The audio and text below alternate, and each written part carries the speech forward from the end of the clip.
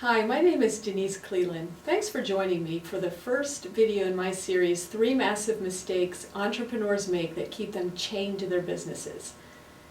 I'm like you. I'm a business owner too, and I know what it's like to strain and push to free yourself from the daily grind of running your business and satisfying clients.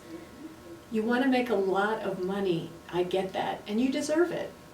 You also want to enjoy the fruits of your labor. You want the freedom to enjoy life, and you deserve that too. So why then can it be so hard to get there? I'll bet you've listened to more than a few experts who claim to have just the formula to solve all your problems.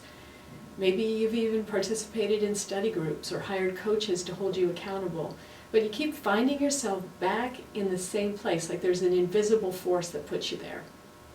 You might feel stressed, frustrated, overwhelmed. You might even wonder if it's you that's the problem. Well, I'm here to tell you that there is an answer, and you hold the key. The first massive mistake entrepreneurs make that keep them chained to their business is a concept I refer to as helicopter leadership. You've heard the term helicopter parents, I'm sure. Well, just like helicopter parents, helicopter leaders are afraid to let go. They hover. They hang around. Sometimes they may fly off, but they rarely touch down and get real about what's on their minds. Why do they do this? Well, first, they think it saves time. Why have a long discussion with an employee when you can tell him what to do and walk away? Second, they don't believe anyone can do the job as well as they can, and I hear that one a lot. Third, they lack trust. They feel a need to control everything, and they're desperately afraid to let go because if they take their eyes off the ball, then what? And fourth, they're afraid of confrontation. They find that even having a direct conversation with an employee feels like a confrontation. Helicopter leadership isn't really leadership at all. It's management, and it's poor management at that. And in my experience, management is not what entrepreneurs want to do anyway. So think for a minute about your strengths, the things that you do effortlessly that bring you real joy. What would be possible for you if instead of managing those who were hired to support you, your time was free to just do those things that you love?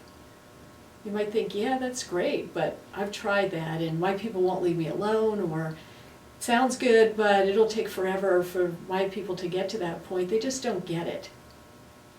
Well, I hear these things all the time. They're limiting beliefs. And in fact, I fell prey to them myself for far too long.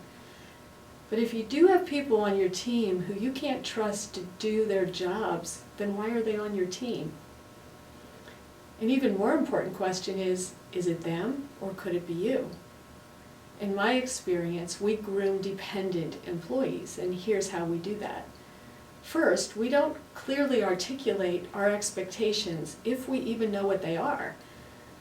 But when we establish clear standards and expectations and explain them to our team, that's a huge first step. Second, we don't explain the why. Why elicits understanding. It gives people a reason to rally around something. Think about a time when someone told you to do something, but they didn't explain why. How did you react? Most likely with some resistance, right? Third, we're afraid. We're afraid of disrupting things or of confrontation, or we may be afraid that a person's going to leave us if we speak honestly and openly to them about something. So we make excuses to ourselves. And fourth, we don't get buy-in. We dole out instructions and expect people to enthusiastically embrace what we want, but how often do we ask their opinion or make them a part of the solution? Most of us have no idea what our employees are really capable of because we haven't given them the opportunity to show us or themselves. Which leads me to the fifth point.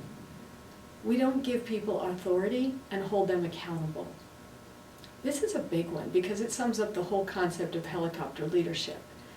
When we give our people the bigger picture of what we want, what's expected of them, and what they will be held accountable to, and then we give them the authority to accomplish it in their own way, we release a whole lot of energy for them and for us.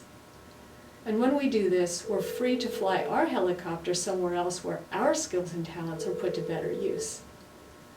I encourage you to think about how you lead. Be honest with yourself. Do you hover? How trusting are you? What meaningful conversations are you having with your team about what you expect and why? What standards have you set? And how are you holding people accountable? And how much authority have you given them? The answers to these questions will give you great insight to support you in unleashing your full potential. Thanks for joining me, and I hope you'll be with me again for video 2 of the 3 massive mistakes entrepreneurs make that keep them chained to their businesses. Until then, be free.